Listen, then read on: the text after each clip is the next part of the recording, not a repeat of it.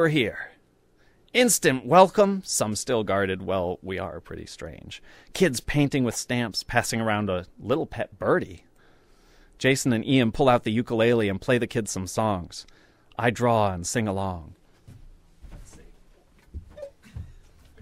Here we go. Well, we got to act it out, right? So I'm drawing this picture, and you can look in here and see if you can find the point where I started sort of tapping my foot and realized quickly that that's a no-no when you're drawing.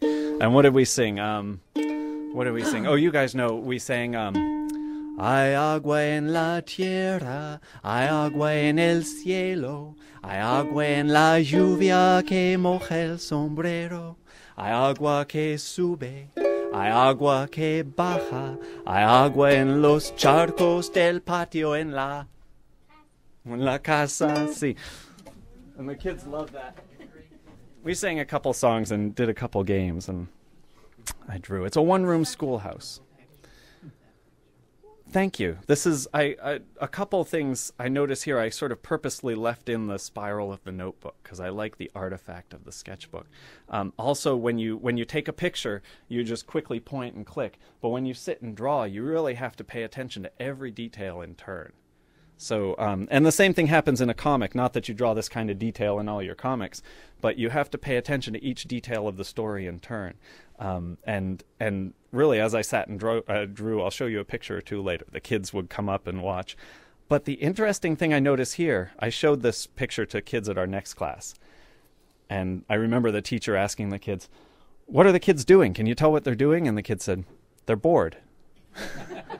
And I thought, yeah, sitting and drawing a single picture doesn't convey to me, or to for what I'm trying to get, it doesn't convey the sense of life and movement that taking several panels and drawing much faster does. So you have to balance between that, documenting detail and then showing the motion and the action, even in still pictures. So and you learn that every time you do it, you learn a little more about it. So I also did a couple sketches of the kids there, though. The only little girl with a school uniform. They used to be obligatory, but now you can go. You don't have to have a school uniform to go to school. You won't get kicked out anymore, so a lot more people can go to school. This little Chelita threw us off. Blonde and blue-eyed, pale, and Nicaraguense. I thought he looked like a Huck Finn tough guy. Then he started showing us the class set of finger puppets. Is that face paint?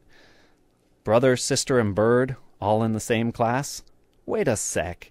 The kids in this class run from like 4 years old to what, 12? 13? Isn't this supposed to be a preschool? That girl with the puppy couldn't be less than 10 years old, and I can't seem to draw her. Ugh. Young fella. And that guy with the parrot on his shoulder gotta be 11 or 12. This is Christelle, our friend. Many of the students can't go to school all year. They go for a few months. Then they have to work on the farm. Oh, yeah, Christelle's one of them. What is she, 16, teaching preschool during the week, and then taking agronomy classes in San Ramon Saturdays? Do you know any games you'd like to play with us? We like to learn new games. Hands on the window bars, non-students looking in to see us here. I feel like a really interesting gringo circus. Let's try our Cuida el Agua song. Cue Cuida el Agua. This is where we... That went great. Let's try musical chairs. More games were a hit. Nicaraguan schools are great. Say, is that dog nursing a puppy in the corner? Hey, get a photo of that.